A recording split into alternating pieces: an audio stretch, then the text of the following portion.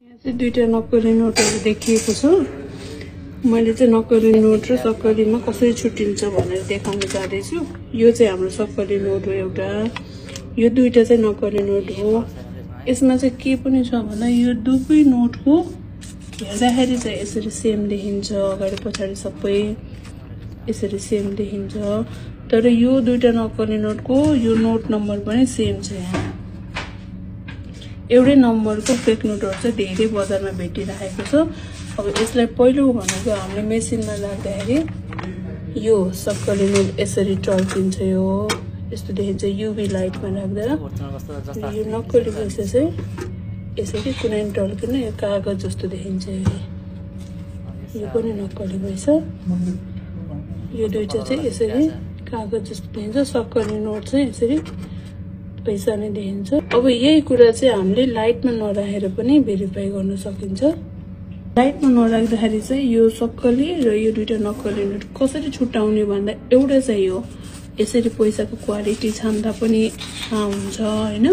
यो चाहिँ यो प्रिन्टेडमा चाहिँ अलिकति यो नम्बरहरु माथि तल यस्तो हुन्छ, छाम्दाखेरि पनि फिल हुन्छ। यो दुईटा गोलो पनि यसरी छाम्दा खस्रो हुन्छ।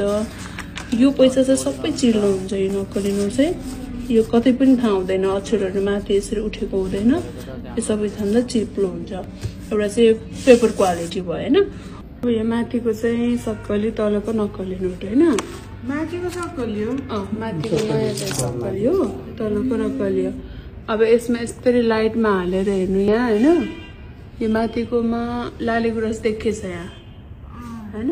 देखिरहेछ। अब यो तलकोमा लाली गुराँस छैन हैन। एउटा यो भयो। अर्को भनेको यो कालो रेखा छ नि बीचमा, यो रेखा चाहिँ यो माथिको सक्कलीमा पुरा रेखा हुन्छ। यो नक्कलीमा चाहिँ पुरा रेखा हुँदैन, टिक टिक मात्रै छ, रङ मात्रै लगाएको।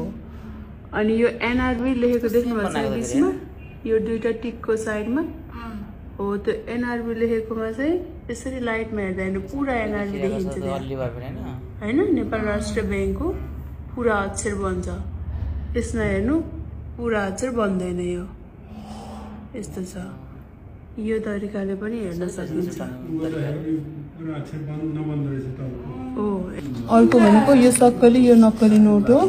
यसरी यसलाई साइज चाहिँ यसरी राखेर नाप्नु भयो भने यो साइज पनि छोटो छ। नक्कली नोटको साइज सानो छ। तलबाट पनि साइडबाट नि हेर्दा यस्तो सानो छ। यसरी हेर्दा चाहिँ अलि छुट्टिँदैन। छुट्याउने तरिका चाहिँ त्यही अनुसार गर्नु होला। Thank you.